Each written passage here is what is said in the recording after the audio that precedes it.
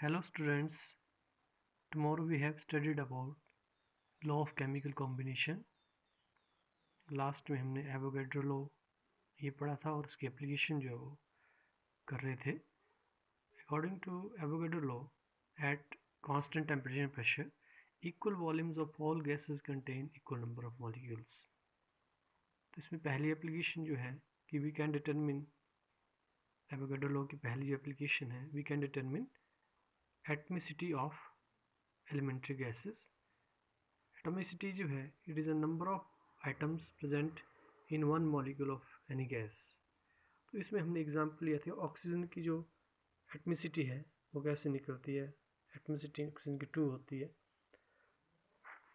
इसके बाद हम सेकंड इसकी जो एप्लीकेशन है वो हम लेंगे. That is with help of Avogadro law we can calculate the relation between the vapour density and molar mass of gas.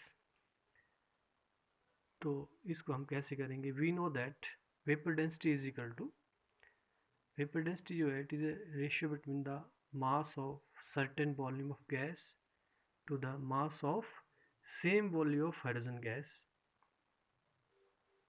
तो ये वेपर डेंसिटी होती है. तो अगर आप एवोगैड्रो लो क्योंकि वॉल्यूम सेम है यहाँ पे मास ऑफ सर्टेन वॉल्यूम कोई वॉल्यूम हो सकता है और उतने ही वॉल्यूम मास नीचे आएगा हाइड्रोजन गैस के लिए. तो अगर वॉल्यूम सेम है देखिए तो इसमें नंबर ऑफ मोल्स भी क्या होंगे सेम होंगे. ये एवोगैड्रो लॉ है. तो ऊपर आ जाएगा mass of n molecules of gas. तो नीचे भी mass of n molecule of gas n molecules of gas hydrogen आएगा.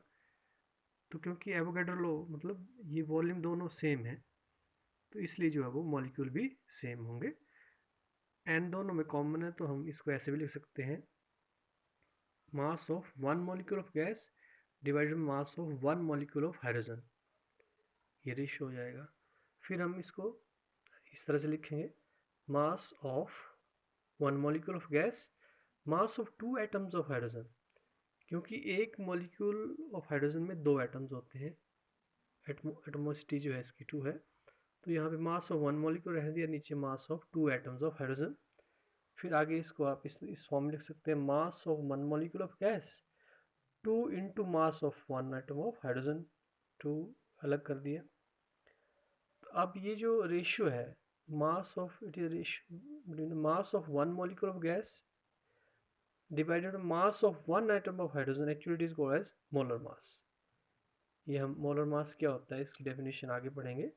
तो ये रेशियो जो है मोलर मास होता है. तो इसकी जगह पे मैंने मोलर मास लिख लिया. तो वेपर डेंसिटी किसके बराबर होगी मोलर मास में डिवाइडेड बाई 2 और molar mass is equal to 2 into vapour density.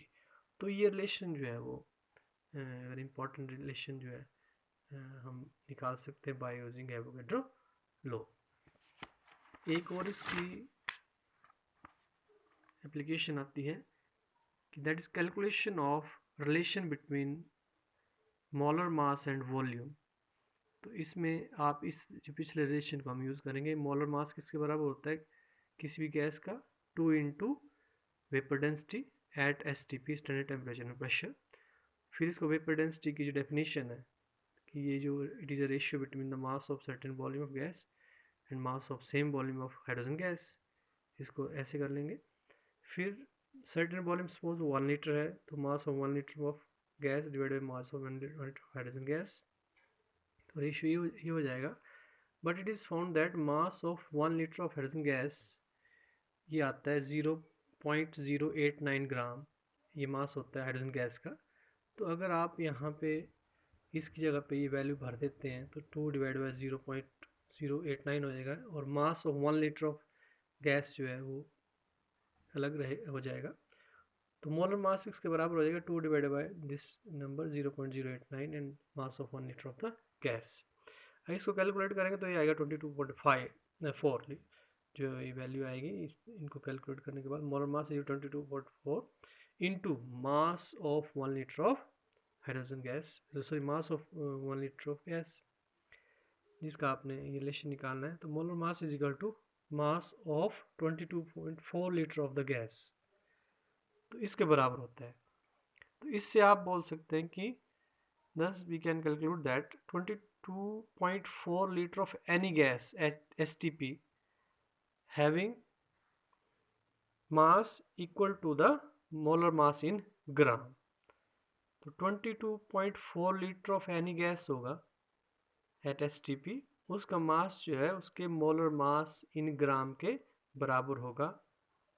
ये एक वेरी इंपॉर्टेंट इन्फॉर्मेशन जो इस रिलेशन से निकलती है, और इस वॉल्यूम को हम बोलते हैं ग्राम मोलिकुलर वॉल्यूम। तो ये जो है इसकी थर्ड एप्लीकेशन है एवोगैड्रो लॉ की। जितने भी लॉज हमने पढ़े उनमें से उसमें कुछ उनको वेरिफिकेशन के लिए, उसको प्रूव करने के लिए एक न्यूमेरिकल जो है वो हम लेते हैं।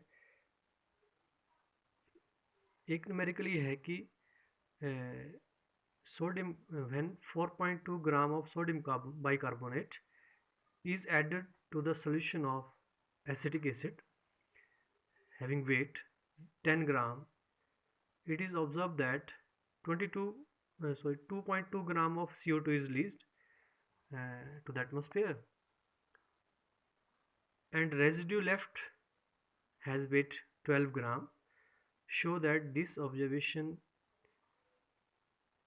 is in agreement with the law of conservation of mass। तो एक रिएक्शन दी गई है जिसमें बोला गया है कि सोडियम बाइकार्बोनेट जो एसिटिक एसिड के साथ रिएक्ट करके कार्बन डाइऑक्साइड गैस बनती है, 2.2 ग्राम निकलती है, और बाकी जो रेजिड्यू बनता है वो 12 ग्राम जो रह जाता है। तो ये बताइए कि ये लॉ ऑफ मास एक्शन से के मुताबिक है कि नहीं है। तो जब सोडियम बाइकार्बोनेट की रिएक्शन एसिटिक एसिड के साथ होती है, सॉल्ट बनता है, ये बेस है, ये एसिड है, सॉल्ट बनता है सोडियम एसीटेट प्लस वाटर बनेगा प्लस CO2 गैस। तो ये वाटर और ये रेजिड्यू रहेगा, CO2 गैस जो है बाहर निकल जाएगी। तो ये 12 ग्राम ये बोलते हैं रेजिड्यू है, ये 2.2 ग्राम ये है। इनके मासेस भी दिए गए हैं। तो मासेस ऑफ जो रिएक्टेंट है, जब आप इन दोनों को ऐड करेंगे तो ये 14.2 आएगा। वैसे ही मासेस ऑफ प्रोडक्ट को भी ऐड करेंगे तो कितना आएगा, 14.2 आएगा।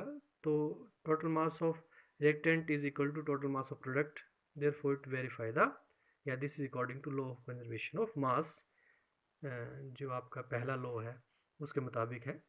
दूसरा जो न्यूमेरिकल मैं यहाँ पे ले रहा हूँ, element A and B combine to give two different compound. देखिए X और Y दो कंपाउंड बन रहे हैं। पहला जो कंपाउंड X बन रहा है उसमें 0.3 gram of A plus 0.4 gram of B के साथ कंबाइन करके X बना रहा है 0.7 ग्राम। 18 ग्राम ऑफ A दूसरा कंपाउंड बना, 18 gram of A, 48 gram of B, और इससे 66 ग्राम ऑफ Y बन रहा है।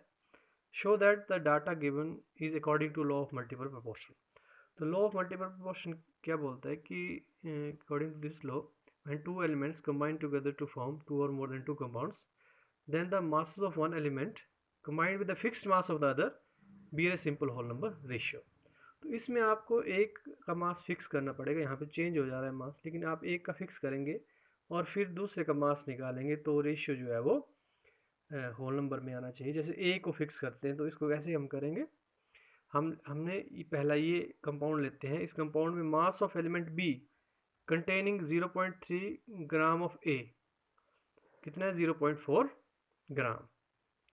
ठीक है, मास ऑफ एलिमेंट बी का मास जो है कंटेनिंग 0.3 ग्राम ऑफ ए, तो वो मास कितना है, 0.4 है। ये इस रिलेशन, यहाँ से रिलेशन बनाया मैंने।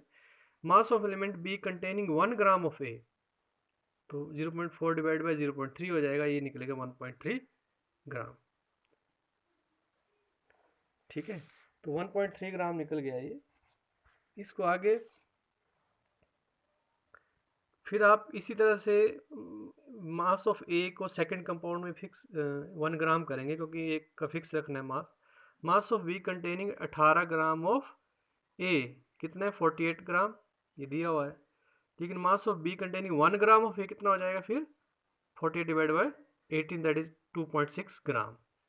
ठीक है, तो ये अब आप यहाँ पे आगे इसको देख सकते हैं कि ratio of masses of element B combining with the fix mass of A, ये रेशियो कितना निकल रहा है, 1.3 पहले कंपाउंड में निकल रहा है, दूसरे में 2.6 निकल रहा है।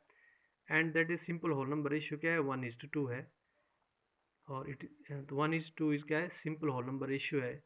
इसको हम क्या बोलते हैं, लॉ ऑफ मल्टीपल प्रपोर्शन। तो ये इसको प्रूव करता है। Thank you.